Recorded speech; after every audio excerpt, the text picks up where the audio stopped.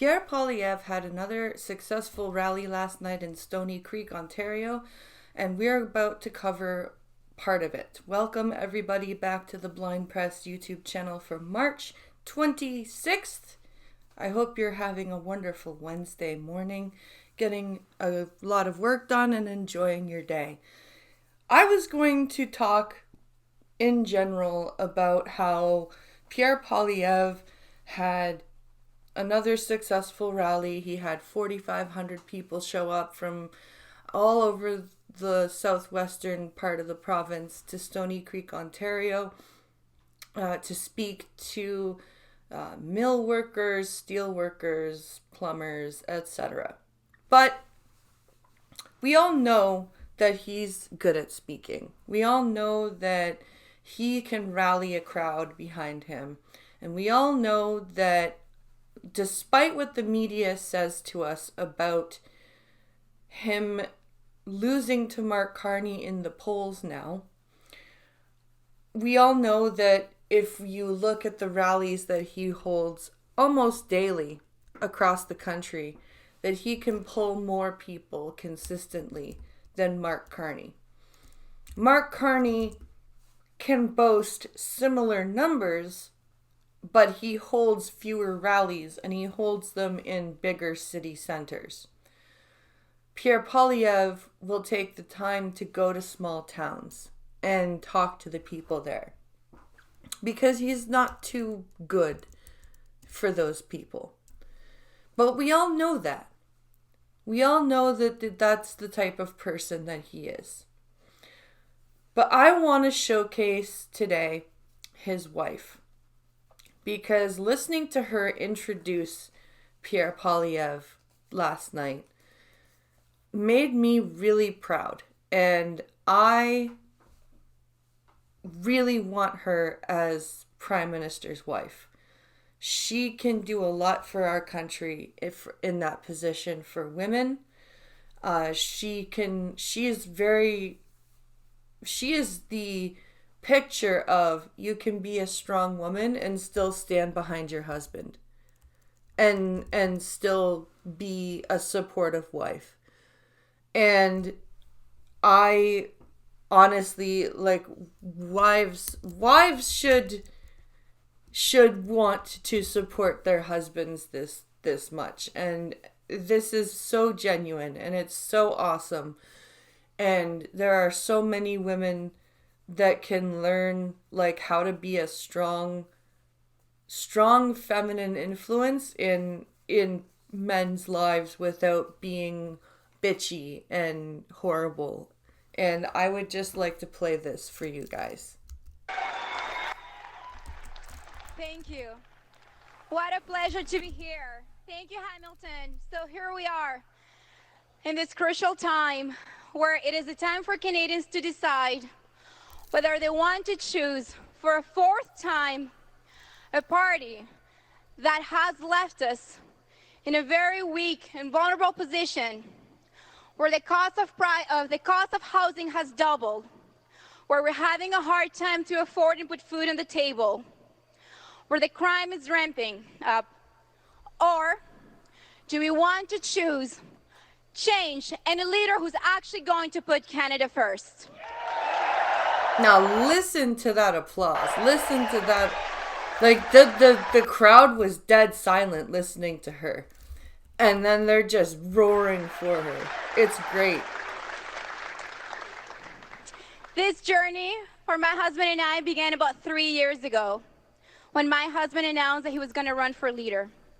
Ever since, he's been traveling from coast to coast to coast so that he can speak with the people, to hear them out, to truly, really be there with all of us and understand what's going on. Because what we need is leadership and a government for the people, by the people. Now, she has an interesting history. She comes from Venezuela, and her family came to Canada to kind of escape the socialist stuff that was going on in Venezuela. And of course, we all know all of the things that happened since then. So she would know of what she speaks. when it comes to wanting a democratic government. And I just want to say, like, to hear, like, they obviously rushed to get to the rally on time. You can tell that she was running the last little bit to get to the stage. And, like, the fact that she's trying to, like, get herself under composure to do her introduction and catch her breath and all this stuff, it is very... I do not envy her that.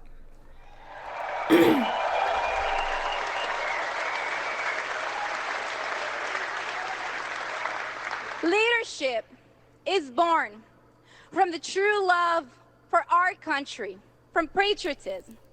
Leadership is not born from fancy degrees, fancy titles. Leadership is not born from the boardroom of the elites. Leadership is born from those who actually put Canada first, like my husband does.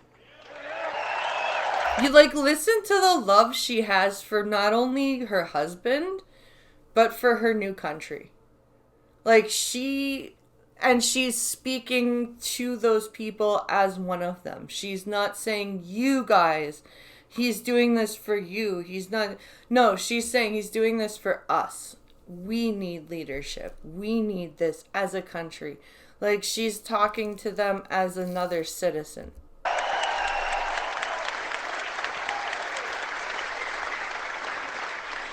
And while this journey began 3 years ago, for my husband, it has been a long life commitment. And that is something that the opposition looks down on. But I say, you should not look down on our democracy.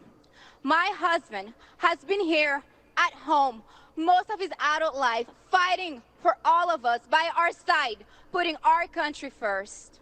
Now listen to that language. Fighting for all of us by our side, putting our country first. This is not a let them eat cake prime minister's wife.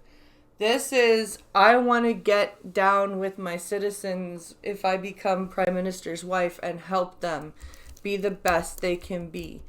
And I am very inspired when I listen to her.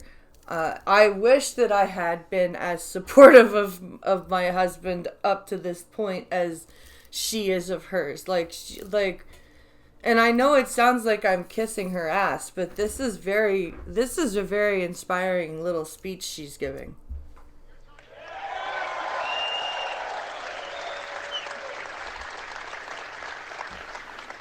While others spend the last decade not even living in this country,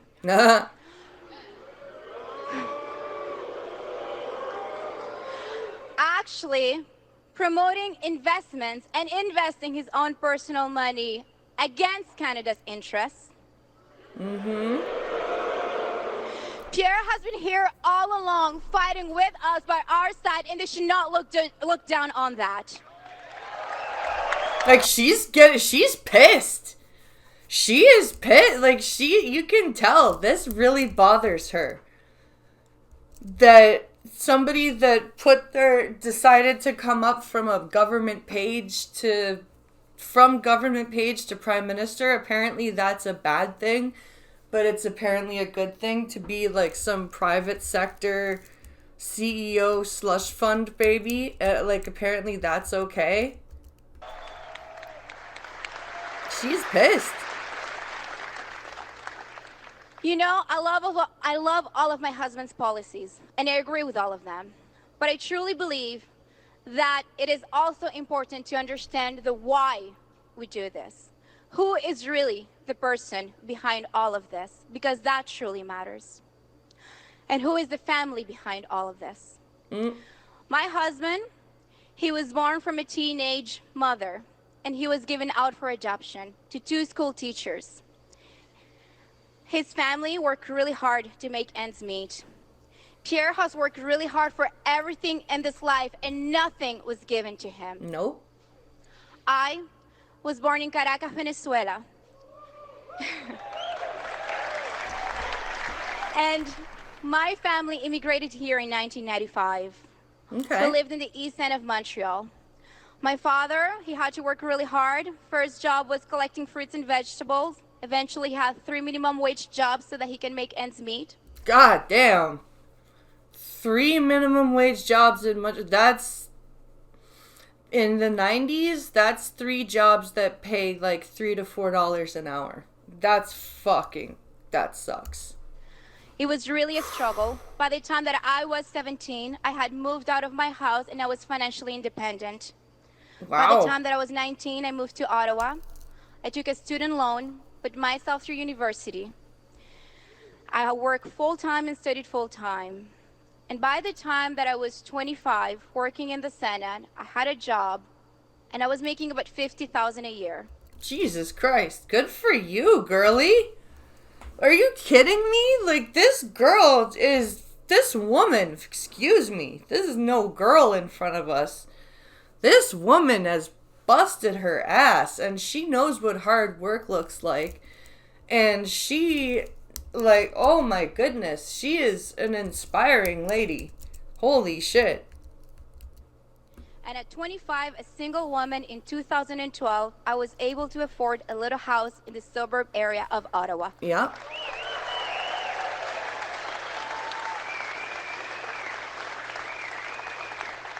That's the Canadian promise. That if you work hard, you can make it. And that's what my husband is fighting for. Listen to the crowd. When she speaks, there is not a sound. Not a child is crying. Not a person is clearing their throat. Nothing. And then when she stops talking, they applaud her. So in the Poilievre household, nothing was given to us. We work really hard. And we've been fighting all by your side. Ladies and gentlemen, that's what we need for leadership. A man who's for the people. So, it is my absolute pleasure to share with all of you my husband and the next Prime Minister of Canada, Pierre Poilievre. That was a brilliant speech. And the way she said, it is my absolute pleasure to share with all of you my husband. That, like, because that's what it is. When you go into politics in the public eye, you truly are it's no longer just a closed unit family. Like, she truly is sharing her husband with the country at this point. And wow, that was quite the inspiring speech. And Poilievre, the Poilievre couple in itself is going to get so much done for Canada. And there are so many women that should be looking at Anna Poilievre as somebody to look up to.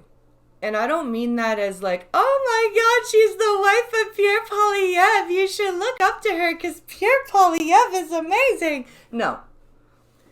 The fact that she has been, like, you heard her own story. She came to Canada in 95, moved out of her parents' house as a teenager, self-sufficient by 17, got to Ottawa by 19, got to university, got a job in the Senate by 25, was able to buy a house. Like, she is her own woman. She's a self-made woman. And she is the complete picture of how you can be a strong, independent woman and still be a loving, supportive wife. And there is truth behind that saying, behind every great man is a great woman. Well, ladies and gentlemen, here is Pierre Poilievre's great woman. And I just wanted to quickly go over her introduction of her husband and show you guys what the next Prime Minister's wife appears to be. Let me know what you think about this in the comments down below. I hope you're having an amazing day. Like, share, subscribe, and I will see you in the next one.